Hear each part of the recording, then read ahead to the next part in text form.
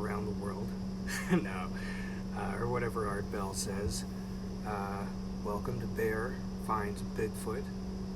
I'm Bear. I still haven't found Bigfoot, but I had something I wanted to talk to you guys about today. See if maybe I could get some input. I was listening to the radio, as I often do, and there was a rebroadcast of one of my favorite shows called The Rundown. It's with a fella named Kriston T. Harris. It's on KGRA DB. It's KGRADB.com. And he asked a really interesting question. And it was, why do people believe in conspiracy theories?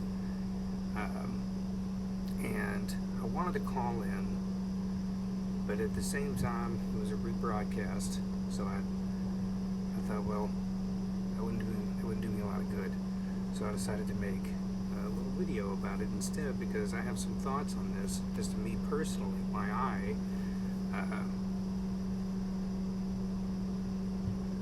started believing in so-called conspiracy theories, and as to how one could come to be there. And it doesn't really seem like it's that difficult nowadays. I grew up in Kentucky. It's kind of a conservative state. Being a rebellious youth, I decided to be a liberal, and to be a Democrat and do all the democratic things. And a lot of good came from that, but ultimately what it did was train me to be a kind of a robot for the state, and just kind of implicitly trusting government. And through somewhat of an irony, during Barack Obama's second term, I kind of started to get my eyes open a little bit when all we were really doing was still bombing brown people. I was like, hey, it's kind of something's not vibing.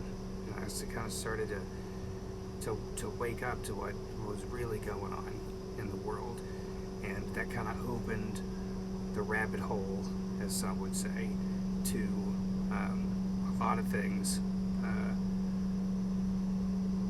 Ultimately it rekindled an interest in UFOs, UAPs, cryptids, cryptozoology, occult information, and conspiracy theories. I remember being 16 and hanging out with my buddies and talking about the Bilderberg Group, or Bohemian Grove, or all of these weird things that I didn't understand. I remember the first time I heard about Skull and Bones and digging all into that quagmire. But the erosion of trust that I've had in the government directly led to my belief in conspiracy theories, which has I can't remember his name, but there's another great host on KGRA who points out that the modern day term conspiracy theorist was kind of pitched by the CIA in 1967 as a way to kind of debunk prematurely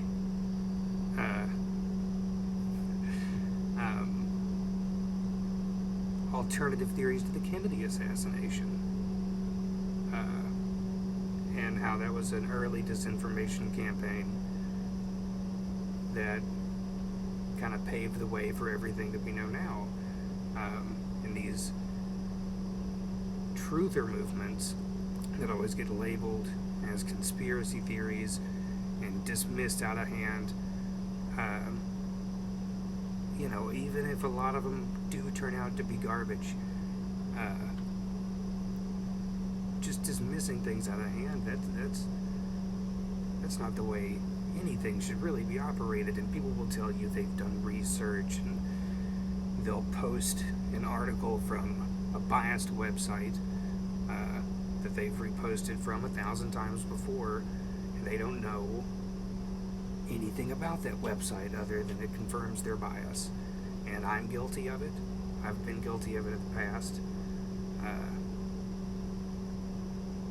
We've all been guilty of it. And I think that having that cognitive dissonance of having somebody that I voted for and I believed in, like personally, he turned his back on me personally, you know. And it was an affront to my dignity, and therefore I, I'm gonna petition the government to release all the secret UFO documents now and tell us where the big feet are. Tell us why they haven't been able to keep this chupacabra problem to a reasonable level.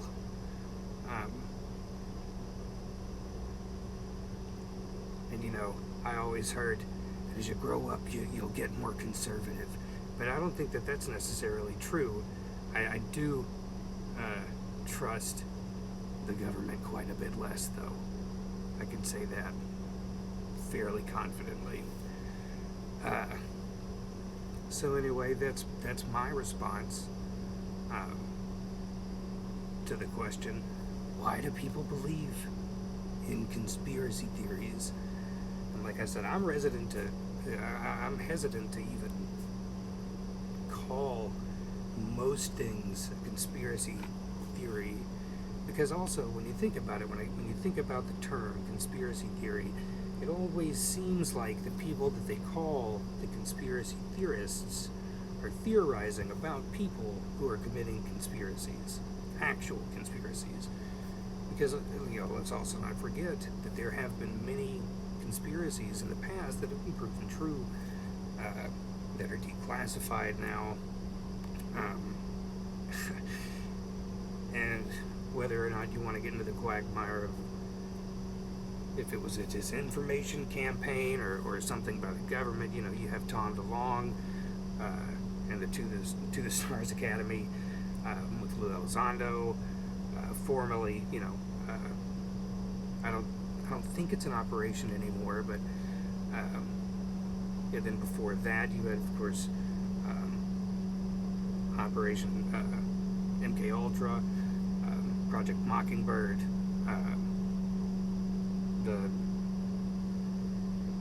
the almost forgotten about Project Blue Book, and then this quickly passed over 7-page UAP report.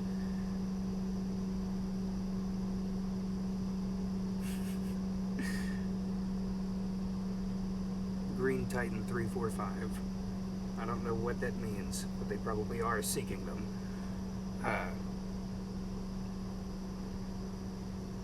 But the idea that conspiracy theories can just be dismissed out of hand is not conducive to a line of thinking that I can really call myself comfortable with anymore. And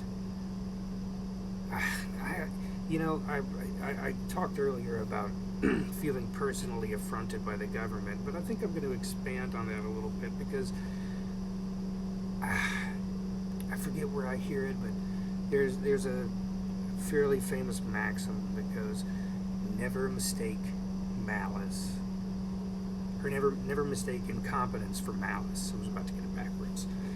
But yeah, never mistake incompetence for malice. Just because somebody sucks at doing something doesn't mean that they're trying to be malicious, that they're trying to cause harm.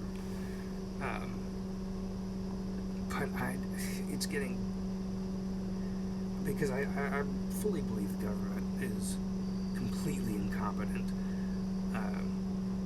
In a lot of ways, I think that was built in to the American system of government, because the people who formed the American government did not like the ideas of governments very much. So they kind of wanted to make this one not work very well. They did an excellent job.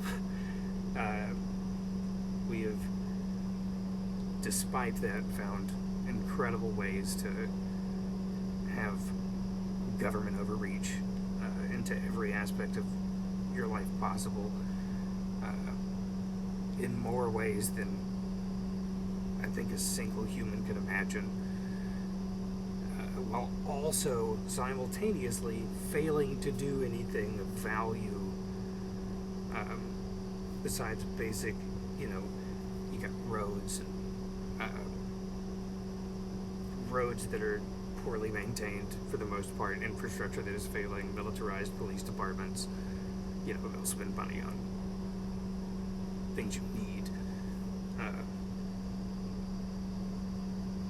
Meanwhile, it seems like most fire departments are run on a volunteer basis, where I'm from. Anyway, around these parts, ambulance companies are private enterprises that can get expensive very quickly, but the government needs all of our money, and it needs all of your personal data, and it needs to track you at all times, and you need to have an identification, and you need to have another form of identification, and you need a third form of identification, and we need all of this information on you, and we need it all to be trackable and traceable, and we need to know exactly where you're going and why, and for your safety. That's if we decide that we're going to let you live, and we're not going to you in the street. I don't know, that isn't the government that the small, naive me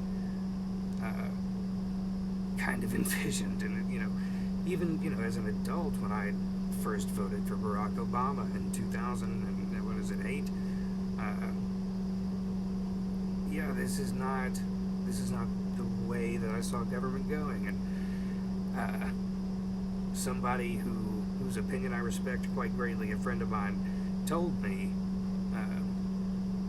that I would be a fan of big government until big government was doing things I didn't like, and they were absolutely correct. They absolutely called it. But that was my very long-winded answer to a very short question. I'm going to go ahead and hop off here. Join me soon again for another episode of Bear Finds Bigfoot. And y'all have a wonderful day, or evening, or day.